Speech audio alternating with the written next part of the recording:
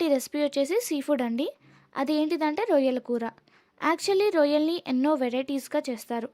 మీకు ఇప్పుడు నేను చూపించబోయేది ఎంతో స్పైసీగా ఉండే, సింపుల్‌గా ఉండే ప్రాన్స్ కర్రీ. సో లేట్ చేయకుండా వీడియోలోకి వెళ్ళిపోదాం. దీనికోసం ముందుగా 1 కేజీ రొయ్యల్ని తీసుకోండి.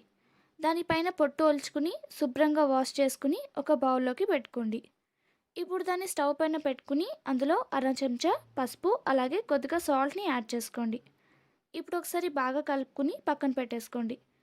ఇప్పుడు దానిపైన ఒక కడాయిని పెట్టుకుని ఒక 4 టేబుల్ స్పూన్ల వరకు ఆయిల్ని యాడ్ చేసుకోండి. ఇలా యాడ్ చేసుకుని కొద్దిసేపు వేడయ్యేంత వరకు ఆగండి.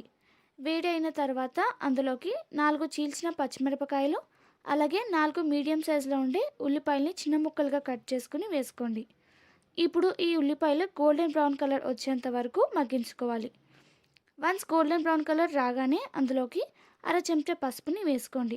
అదేవిధంగా 1 టేబుల్ స్పూన్ అల్లం వెల్లుల్లి పేస్ట్ని కూడా యాడ్ చేసుకుని పచ్చి వాసన పోయేంత వరకు వేగించుకోవాలి. ఇప్పుడు ఒక పెద్ద సైజులో ఉండే టమాటాని చిన్న ముక్కలుగా కట్ చేసుకుని వేసుకోండి.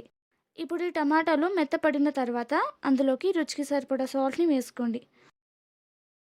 ఇప్పుడు దీన్ని ఒకసారి కలుపుకుని ఇందాక మనం వాష్ చేసి పెట్టుకున్న రొయ్యల్ని ఇందులోకి యాడ్ చేసుకోండి.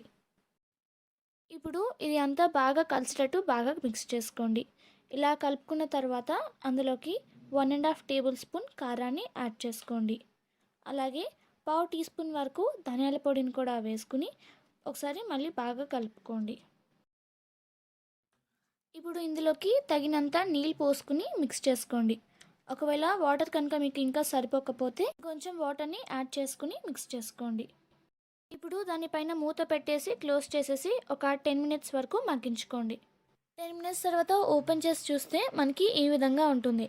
ఇప్పుడు అందులోకి పావు టీ స్పూన్ గరం మసాలాని యాడ్ చేసుకుని కొద్దిగా కొత్తిమీర తరుగును కూడా వేసుకోండి. ఇప్పుడు దీన్ని మళ్ళీ క్లోజ్ చేసేసి ఒక 5 నిమిషాల వరకు కుక్ చేసుకుని దించేసుకోవచ్చు. అంతే, ఎంతో సింపుల్ అండ్ టేస్టీగా ప్రాన్స్ కర్రీ రెడీ అయిపోయింది. ఈ వీడియో కనుక మీకు నచ్చినట్టయితే లైక్ చేయండి, షేర్ చేయండి. మరిన్ని లేటెస్ట్ అప్డేట్స్ కోసం మా ఛానల్ని సబ్స్క్రైబ్ చేయండి.